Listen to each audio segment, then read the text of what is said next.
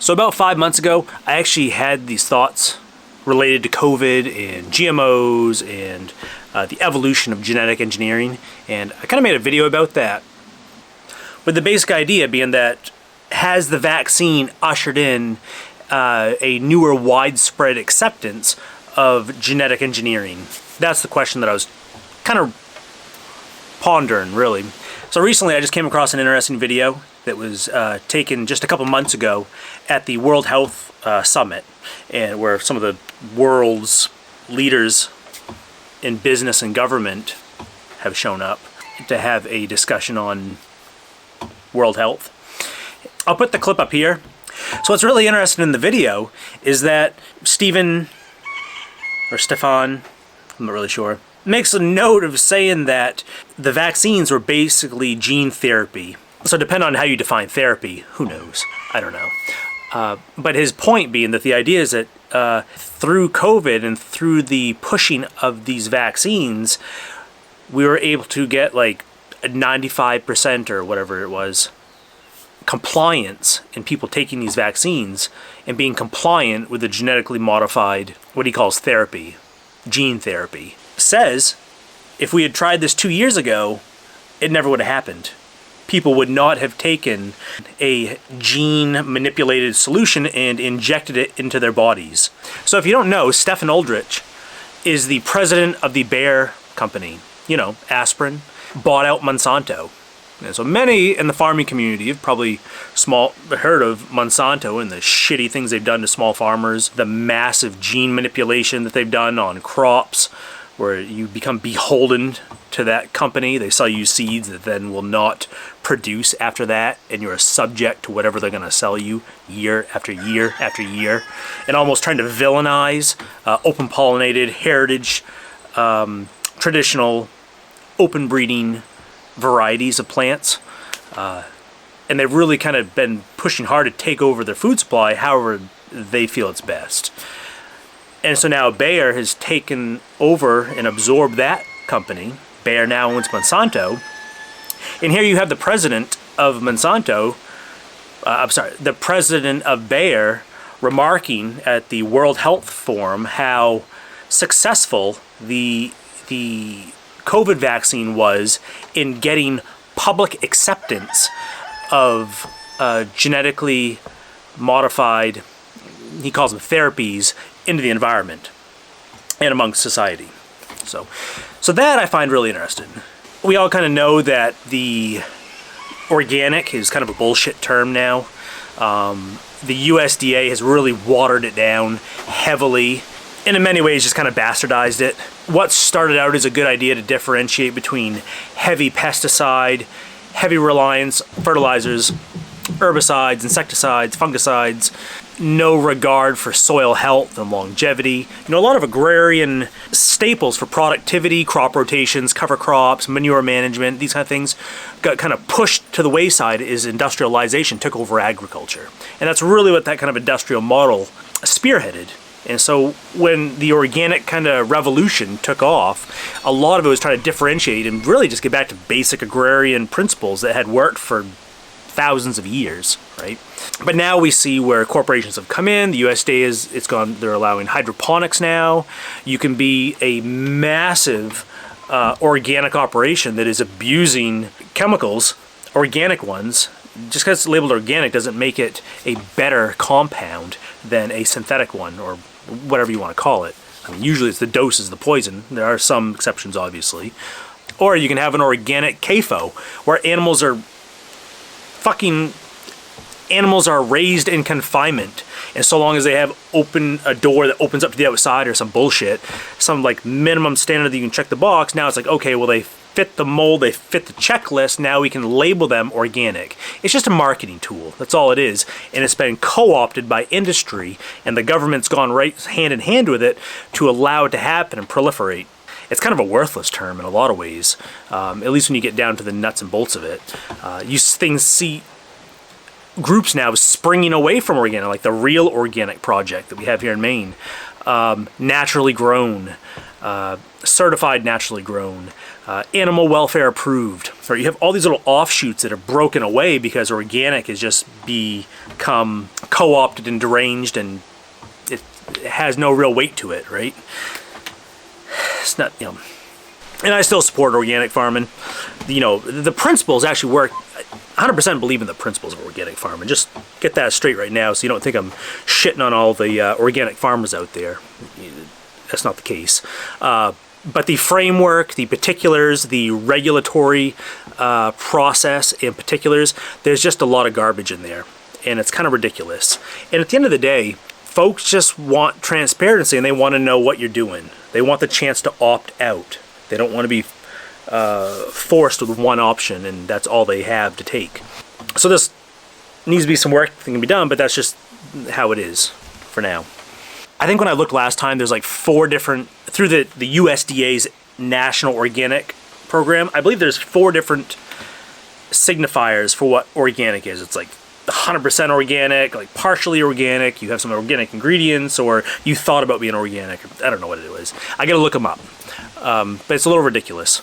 But one of those main tenets is non-GMOs. Now, I don't know, maybe they're even allowing some level of genetically modified organisms in agriculture now. I wouldn't be surprised.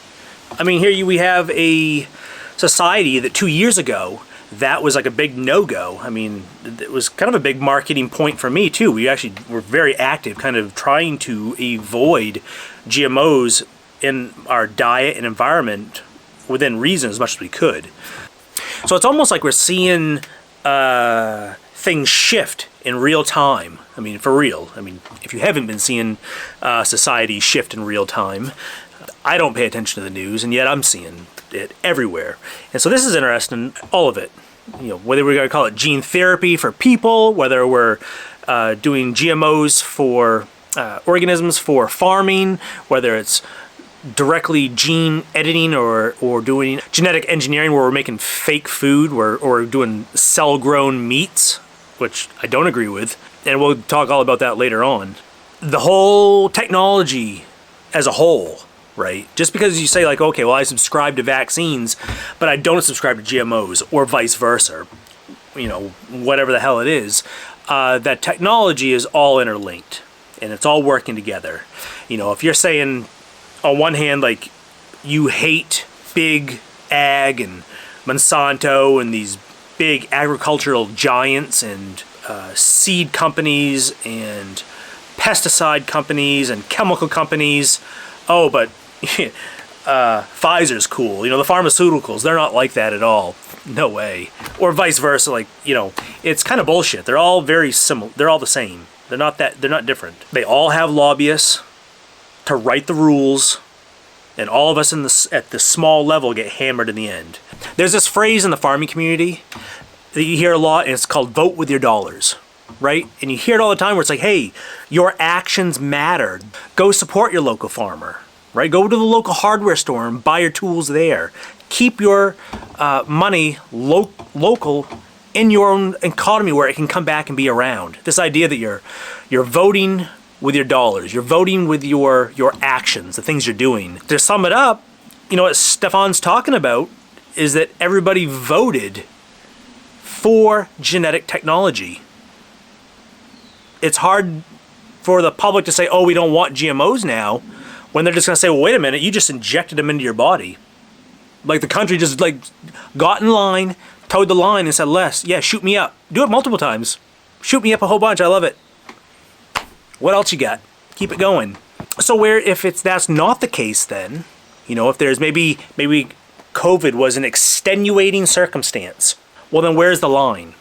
You know, and how all that footing and all that groundwork that our agricultural hippie forefathers kind of laid down, has that been knocked back now?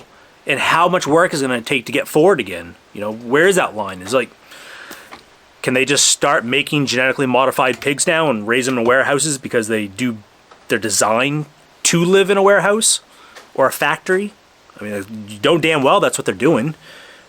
If they have an animal they've taken off of a natural landscape and they've forced them through traditional breeding to conform to a horrendous lifestyle, like basically living in a prison, well, damn right, of course they're going to try to make them genetically modified so that they have less manure, they grow faster, they don't need sunlight, whatever the hell it is. Why wouldn't they? Right? And especially if the public is on board with the further evolution of genetic technologies, where are we going to be? You know, it's kind of wild to think about. Honestly, I don't really care if you took the vaccine. I don't care if you refused it, really. That's none of my business. But I am curious what you think about the future, like, the situation. Like, you know, have your views changed since pre-COVID with genetic engineering and genetic technology? And, you know, it's kind of just lumped it all together, just the overarching idea.